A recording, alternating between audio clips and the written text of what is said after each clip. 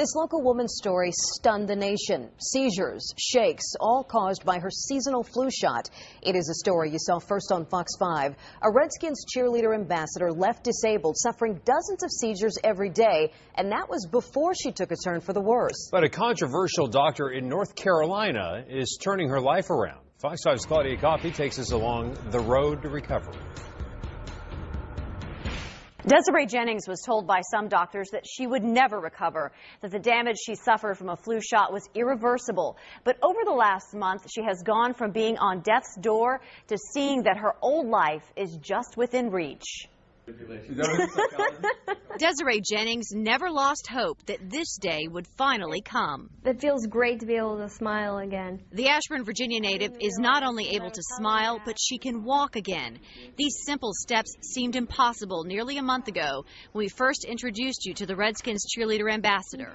Symptoms will get worse. Just days after getting the seasonal flu shot, her health spiraled out of control. She had difficulties walking, talking, and suffered several seizures a day. Johns Hopkins and Fairfax Inova diagnosed her with a rare reaction to the flu shot that resulted in dystonia, a rare neurological disorder. But she still had some control. For instance, she could run but not walk forward, even ran a marathon. But days after she crossed the finish line, her health took a turn for the worse. I didn't know what was in her. All I knew was whatever's in her shouldn't be in her. Actress Jenny McCarthy's foundation, called Generation Rescue, which educates people about ways to reverse autism and concerns over vaccine safety, put Desiree in touch with Dr. Buttar outside of Charlotte, North Carolina. He's a controversial physician who practices preventative medicine. When Desiree arrived here more than 3 weeks ago, she was in acute respiratory distress. She could barely breathe, and there were concerns that she just wouldn't make it.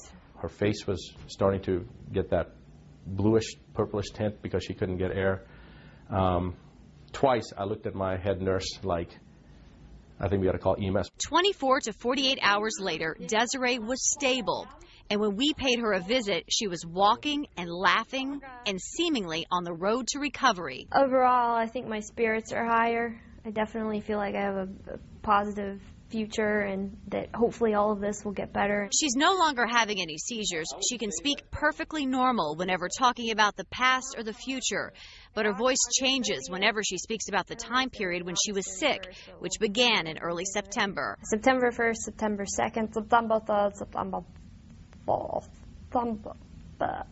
Okay, just stop now. Dr. Buttar describes it as a hard drive damaged on a computer, but that too, he says, will return.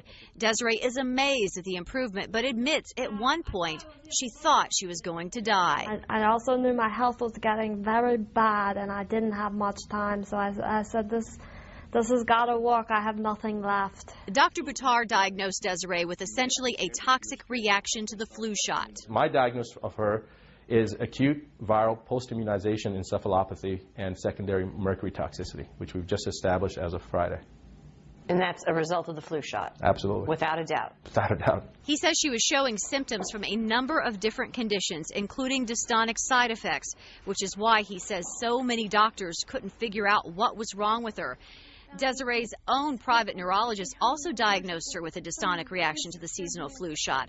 Dr. Buttar treated her in what many traditional doctors might call an untraditional way. We took the toxins out of her system, we supported her system, reduced inflammation, and then we started treating the injury by giving her certain nutrients that the brain needed that helped to repair the neuroreceptors. Those treatments include, among other things, time in a hyperbaric chamber and dozens of IV treatments containing synthetic amino acids and nutrients. Dr. Buttar believes with rest and continued treatment, Desiree will fully recover. We'll hope to, but that's why. Desiree has received attention and support from across the world since we first brought you her story. But with that has come naysayers, many who say this was an act. What do you say to that when people say, oh, you're making this up? How can you say it's a hoax unless you've talked to me and you've actually examined me and see the pain and suffering I've gone through? Not only that, but why would anyone, especially me, want to create a hoax like this? Now she feels a calling to do much more once she's better. She wants to educate others about informed consent and encourage people to be educated about the side effects of vaccines. Claudia Coffey, Fox 5 News. Since 1999, the North Carolina Medical Board has made multiple unsuccessful attempts to restrict Dr. Buttar's license, most recently in 2007 when complaints by 4 people, family members of former patients, were brought forward. A new hearing is scheduled at the end of February. The board is seeking again to restrict his license as well as charge him with unprofessional conduct.